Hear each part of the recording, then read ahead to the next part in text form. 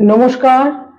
2025 March 2025 সালের March মাস এবং মিথুন রাশি মিথুন লগ্ন। 2025 এর মার্চ মাস মিথুন রাশি এবং মিথুন লগ্নের জাতক জাতিকাদের ঠিক কিরকম কাটবে, অর্থাৎ মার্চ মাসের মিথুন রাশি মিথুন লগ্নের রাশিফল, মাস ভিত্তিক রাশিফল। মিথুন রাশি মিথুন লগ্নের জন্য এই মার্চ মাসে কি থাকছে সময়ের গুণগত বৈশিষ্ট্য, কি থাকছে কোয়ালিটি অফ টাইম।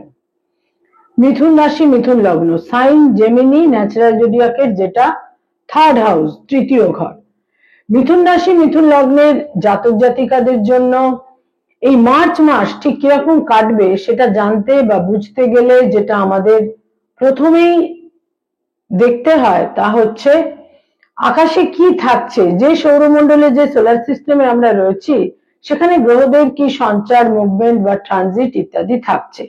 কারণ এই গ্রহগত অবস্থান সাপেক্ষেই কিন্তু আমাদের রাশিফল তৈরি হয়। রাশিফল আসলে জ্যোতিষের পরিভাষায় হচ্ছে গোচর ফল, এবং সারা বিশ্বের সমস্ত অ্যাস্ট্রোলজার কিন্তু এই গোচর ফল বা গোচরে সঞ্চারে কারেন্ট প্রগ্রেশনে গ্রহদের অবস্থান সাপেক্ষে বিভিন্ন রকমের তাদের প্রেডিকশন, আলোচনা ইত্যাদি করে থাকেন।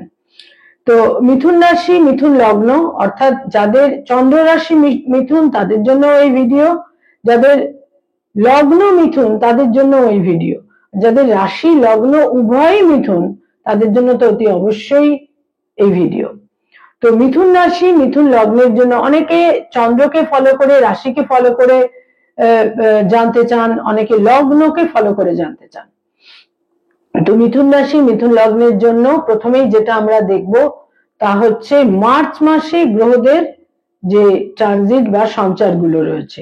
রাশি লগ্নের অধিপতি বুধ তাদের দশমে অবস্থান করে থাকছে পুরো মাসটাই, এবং দশমে কিন্তু বুধ নিচ রাশিগত হচ্ছে, এবং এখানে বুধের 15 মার্চ বুধ বক্র গতিতে সঞ্চার করবে। খুব ইউনিক আনইউজুয়াল হতে চলেছে মিথুন রাশি মিথুন লগ্নের জন্য এই মার্চ মাস। যে গ্রহাবস্থান তৈরি হচ্ছে রাশি লগ্নের ওপর পুরো মাসটাই কিন্তু মঙ্গল অবস্থান করে থাকবে, আর তাদের যেটা দ্বাদশ ঘর 12th হাউস সেখানে বৃহস্পতি থাকছে পুরো মাস, চতুর্থে 4th হাউসে কেতু থাকছে পুরো মাস, এবং তার সঙ্গে সঙ্গে যথারীতি দশমে রাহু থাকছে পুরো মাস। নবম ঘরে শনি থাকছে 29th মার্চ পর্যন্ত। 29th মার্চ শনি তাদের দশমে 10th হাউসে সঞ্চার করবে। 14th মার্চ রবি চলে আসছে তাদের নবম থেকে দশমে, এবং রবি কিন্তু প্রথম 14টা দিন শনির সঙ্গে একই ঘরে তাদের নবমে 9th হাউসে অবস্থান করে থাকবে। শুক্র মিথুন রাশি মিথুন লগ্নের অত্যন্ত গুরুত্বপূর্ণ গ্রহ, একাধারে পঞ্চম এবং দ্বাদশের অধিপতি শুক্র 2nd মার্চ বক্র গতিতে সঞ্চার করবে তাদের দশম ঘরে বা 10th হাউসে, এবং তার সঙ্গে সঙ্গে এই যে গ্রহাবস্থান তৈরি হচ্ছে মিথুন রাশি মিথুন লগ্নের যেটা দশম ঘর 10th হাউস, সেখানে 29th মার্চ 6টি গ্রহ একত্রিত হবে। সেখানে চন্দ্র এসে গোচর করবে, চন্দ্র তাদের দশমে সঞ্চার করবে, এবং 29th মার্চ যখন শনি সঞ্চার করে যাবে সেখানে কিন্তু 6টি গ্রহ একত্রিত হবে, এবং তাদের 10th হাউসের দশমে একটি খণ্ডগ্রাস সূর্য গ্রহণও সংঘটিত হবে। মোস্ট আনইউজুয়াল এবং ইউনিক হতে চলেছে মিথুন রাশি মিথুন লগ্নের জন্য এই মার্চ মাস। প্রত্যেকটা ক্ষেত্রেই যেটা প্রয়োজন বিচক্ষণতা, সতর্কতা, সাবধানতা। যদিও আমরা জানি সাবধানের মার নেই, আবার মারেরও কিন্তু সাবধান নেই। তো এই যে একটি বিশেষ ধরনের একটি মাস মার্চ মাস তৈরি হতে চলেছে প্রত্যেক রাশি লগ্নের জাতক জাতিকাদের জন্যই, কিন্তু এই মাসটি খুব একটা বিশেষ মাস। তার সঙ্গে সঙ্গে তো অতি অবশ্যই মিথুন রাশি মিথুন লগ্নের জন্য। প্রথমেই বলবো হেলথ বা স্বাস্থ্য সম্পর্কে। শরীর স্বাস্থ্য বা হেলথের ক্ষেত্রে যেটা খুব গুরুত্বপূর্ণ তা হচ্ছে মঙ্গল তো থাকছে পুরো মাসটাই আপনাদের রাশি লগ্নের ওপর, ফলে যে কোনো রকমের ইনজুরি, চোট, আঘাত, সার্জারি ইত্যাদির একটা ক্ষেত্র থাকছেই। যে কোনো রকমের রক্তপাত, ইনজুরি, চোট, আঘাত, সার্জারি এটা যেমন থাকছে, তার সঙ্গে সঙ্গে হাই ব্লাড প্রেশার, উচ্চ রক্তচাপ এবং হাইপার টেনশন, হাইপার অ্যাংজাইটি ইত্যাদিও থাকছে। এবং বহু ক্ষেত্রেই একটা ঔদ্ধত্য, একটা কোথাও কোথাও একটা ঔদ্ধত্য, একটা ইগো, অত্যন্ত রিজিডিটি, এই সমস্ত কিছু, প্রাইড, একটা বহু ক্ষেত্রে তারা খুব একটা গৌরব, একটা আত্মশ্লাঘা ইত্যাদি অনুভব করবেন। এর ফলেও কিন্তু গোলযোগের সৃষ্টি হতে পারে, হেলথের ক্ষেত্রে তো বটেই এবং পারিপার্শ্বিক ক্ষেত্রেও কিন্তু তৈরি হতে পারে।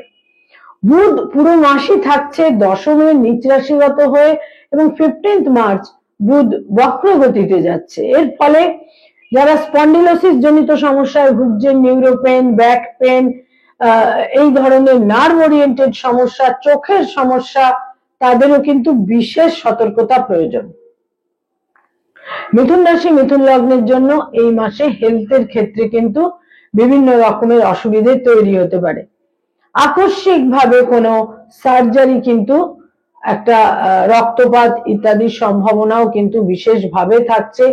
প্রত্যেকটা ক্ষেত্রে চলাফেরা, কোনো দূর যাত্রা, ভ্রমণ বা যারা কোনো হাইওয়ে দিয়ে চলাফেরা করছেন, এই সমস্ত ক্ষেত্রে কিন্তু সতর্কতা প্রয়োজন।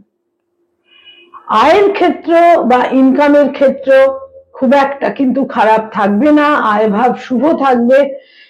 নিজস্ব সামর্থ্য, শক্তি, নিজেকে এক্সার্ট করার ক্যাপাসিটি ইত্যাদি বিভিন্ন কারণে কিন্তু আয় ভাব শুভই থাকবে এবং আয় বৃদ্ধিও হতে পারে। বিশেষ করে জমি, বাড়ি, ভূমি, যারা টেকনোলজি বেসড কাজকর্ম করেন, যারা ইঞ্জিনিয়ার, এই সমস্ত ক্ষেত্রে কিন্তু আয়ের ক্ষেত্রে একটা শুভ ফল তারা পেতে পারেন। ব্যয়ভাব অত্যন্ত বেশি থাকবে, ব্যয়ের প্রাবল্য থাকবে, তবে দূরভ্রমণ, তীর্থযাত্রা, কোনো শুভ কাজ ইত্যাদিতেও ব্যয়ের ভাব রয়েছে এবং কোনো আউট অফ স্টেশন, জন্মস্থান থেকে দূরে, আউট অফ স্টেট, দেশের বাইরে কর্মলাভ, কর্মপ্রাপ্তি, রিসেটেলড হওয়া, এ সমস্ত বিভিন্ন কারণে, স্বামী বা স্ত্রীর কারণে বিভিন্ন ভাবে কিন্তু ব্যয়ের একটা প্রাবল্য, ব্যয়ভাব বিভিন্ন ভাবে প্রবল থাকবে। তবে বিশেষ কোনো অর্থ নষ্ট বা অর্থহানি, অর্থদণ্ড, এই সমস্ত ক্ষেত্রগুলো কিন্তু থাকছে না। যারা কোনো আইনি সমস্যা, মামলা, মোকদ্দমা, লিটিগেশন, লিগ্যাল কোনো ক্রাইসিস ইত্যাদির মধ্যে রয়েছেন, সেখানে কিন্তু পরিস্থিতি খুব একটা অনুকূল থাকবে না। সেখানে কিন্তু পরিস্থিতি যথেষ্ট প্রতিকূল এবং নতুন করে আইনি সমস্যা, মামলা, মোকদ্দমা ইত্যাদিতে জড়িয়ে পড়াও কিন্তু একেবারেই উচিত হবে না। কারণ 10th হাউস অত্যন্ত হেভি থাকছে এবং তার সঙ্গে সঙ্গে ষষ্ঠ এবং একাদশের অধিপতি মঙ্গল কিন্তু পুরো মাসটাই, যদিও মার্গী গতির মঙ্গল কিন্তু পুরো মাসটাই রাশি লগ্নে থাকছে। একটা অতিরিক্ত লস অফ টেম্পার, রিজিডিটি, ঔদ্ধত্য, ইগো ইত্যাদির কারণে কিন্তু কোনো আইনি সমস্যা, পুলিশি ঝামেলা আকস্মিকভাবে তৈরি হয়ে যেতে পারে। সে ব্যাপারেও যথেষ্ট সতর্কতার প্রয়োজন রয়েছে। যারা কোনোভাবে কোনো ভ্রমণে যেতে চাইছেন, সেটা কোনো প্লেজার ট্রিপ হতে পারে, কোনো ভ্রমণে, কোনো ট্যুর, কোনো একটা ট্রিপে যারা যেতে চাইছেন, তাদের জন্য তুলনামূলক ভালো হলেও কিন্তু আমি বলবো প্রথম 15টা দিন তুলনামূলক শুভ। কিন্তু এই সমস্ত ভ্রমণের ক্ষেত্রে যে কোনো সময় কোনো দুর্ঘটনার সমস্যাও কিন্তু তৈরি হতে পারে। যথেষ্ট কিন্তু এক্ষেত্রে সতর্কতার প্রয়োজন রয়েছে। যারা স্টুডেন্ট, ছাত্রছাত্রী, শিক্ষার্থী, বিদ্যার্থী, তাদের জন্য বলবো সময় তুলনামূলক শুভ, তবে একটা মানসিক ক্ষেত্রে একটা অস্থিরতা, রেস্টলেসনেস আপনাদের কাজ করবে। উচ্চ শিক্ষার ক্ষেত্রে শুভ, তবে একটা মানসিক টানাপোড়েন, দোটানা, কোনটা করবেন বা কোনটা করবেন না, ইনডিসিশনে ভোগা ইত্যাদিরও কিন্তু সমস্যা থাকতে পারে। সে ব্যাপারেও চিন্তা ভাবনা করে বিচক্ষণতার সঙ্গে কিন্তু সিদ্ধান্তগুলো নিতে হবে। উচ্চ শিক্ষার ক্ষেত্রে সাময়িকভাবে এ মাসের প্রথম 2টি সপ্তাহে কিছুটা গোলযোগ, অকাম্য পরিস্থিতি কিন্তু তৈরি হতে পারে। তবে কম্পিটিটিভ পরীক্ষার ক্ষেত্রে যে প্রস্তুতি যারা নিয়ে থাকছেন তাদের জন্য যথেষ্ট সতর্কতা এবং চিন্তা ভাবনা নিয়ে এগোতে হবে। কারণ যে কোনো ক্ষেত্রেই যেন সিলেকশন যেটা তারা চাইছেন সেখানে কিন্তু যেন কোনো ভুল সিদ্ধান্ত না হয়। যারা কোনো রিলেশনশিপ, প্রেম প্রীতি প্রণয়ের মধ্যে রয়েছেন আকস্মিকভাবে বিবাহের সিদ্ধান্ত নিতে পারেন এবং নতুন প্রেমের সম্পর্ক তৈরি হবারও কিন্তু, যারা সিঙ্গেল সেখানে নতুন প্রেমের সম্পর্ক তৈরি হবারও সম্ভাবনা রয়েছে। যারা ফ্যামিলি প্ল্যানিং করছেন, ফ্যামিলি প্ল্যানিং করতে চাইছেন, এই সমস্ত ক্ষেত্রে কিন্তু এই মাস যথেষ্ট শুভ। এই সমস্ত ক্ষেত্রে একটা সাফল্যের দিক কিন্তু থাকছেই। যারা অলরেডি বিবাহিত দাম্পত্য জীবনে রয়েছেন, স্বামী বা স্ত্রীর দূর যাত্রা, অন্য কোনো স্টেটে কর্মলাভ, বিদেশ যাত্রা ইত্যাদির সম্ভাবনা রয়েছে। তবে স্বামী বা স্ত্রীর স্বাস্থ্যহানির ক্ষেত্রেও কিন্তু থাকছে, সে ব্যাপারে সতর্ক হতে হবে। ফিজিক্যাল ডিস্টেন্সের ক্ষেত্র কিন্তু তৈরি হতে পারে।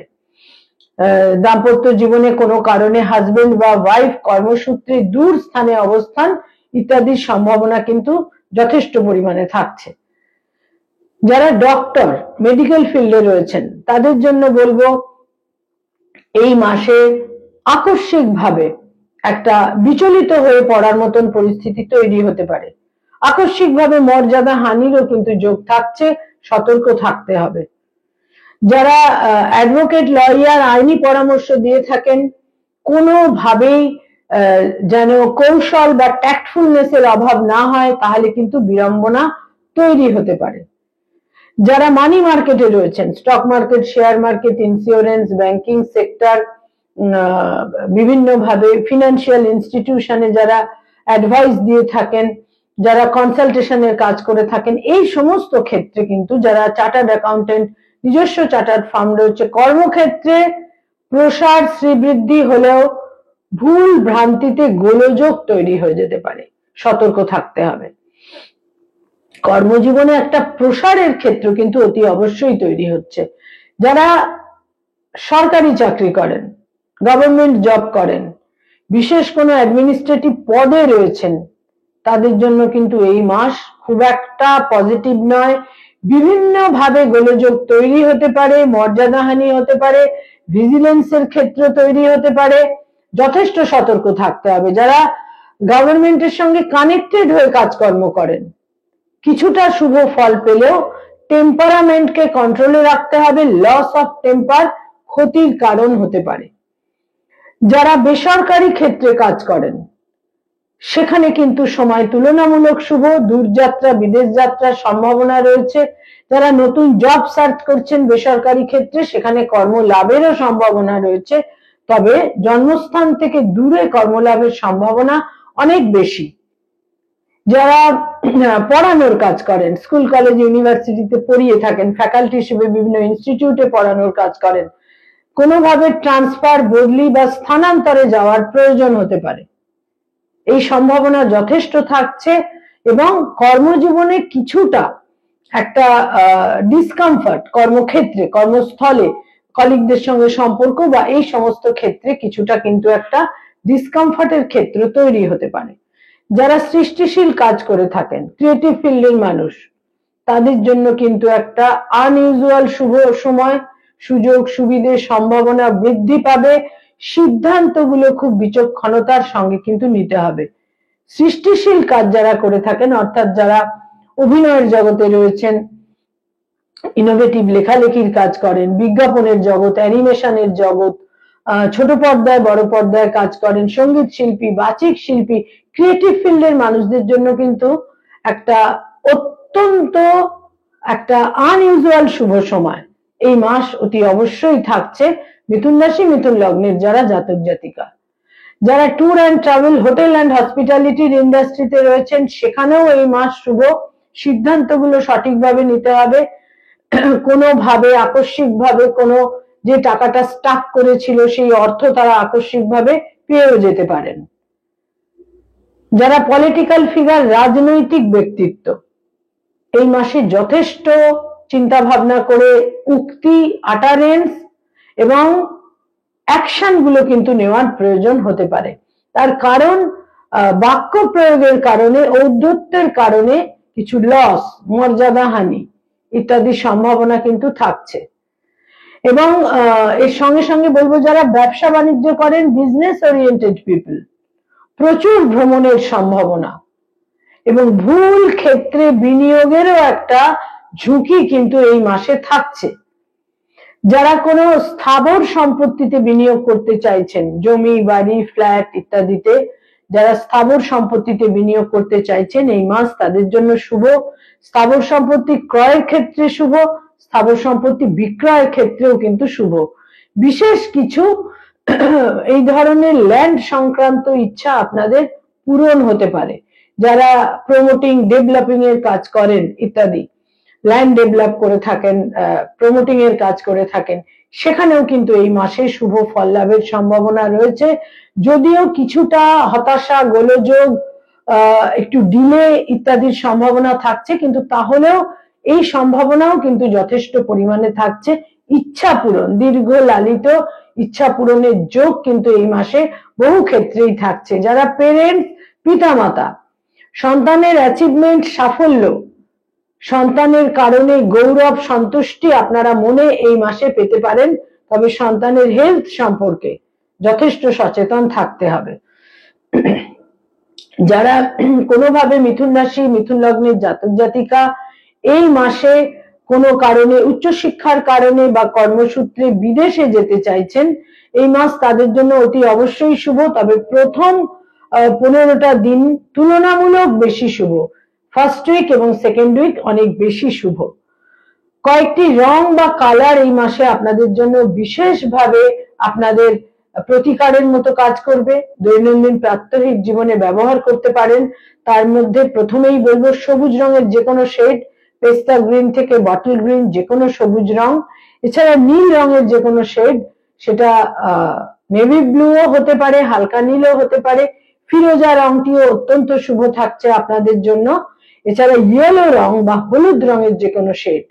এবং এই মাসে পার্টিকুলারলি লাল রং, মেরুন রং, এই দুটো রংকে একদম পরিহার করে চলুন, বাদ দিয়ে চলুন। কয়েকটি ডেট বা তারিখ আপনাদের জন্য অত্যন্ত গুরুত্বপূর্ণ, ইভেন্টফুল, সিগনিফিকেন্ট হতে পারে। তার মধ্যে 2 তারিখ, 3 তারিখ, 6 তারিখ, 8 তারিখ, 12 তারিখ, 17 তারিখ, 21 তারিখ, 21 তারিখ এবং 29 মার্চ তো অতি অবশ্যই সবার জন্য। 29, 27 এই ডেটগুলো আপনাদের জন্য খুবই গুরুত্বপূর্ণ। এবং 29 মার্চ সার্বিকভাবে সতর্কতা প্রয়োজন, সর্বক্ষেত্রে কিন্তু সতর্কতা প্রয়োজন, বিশেষ করে হেলথের ক্ষেত্রে এবং কর্মস্থলে। নমস্কার।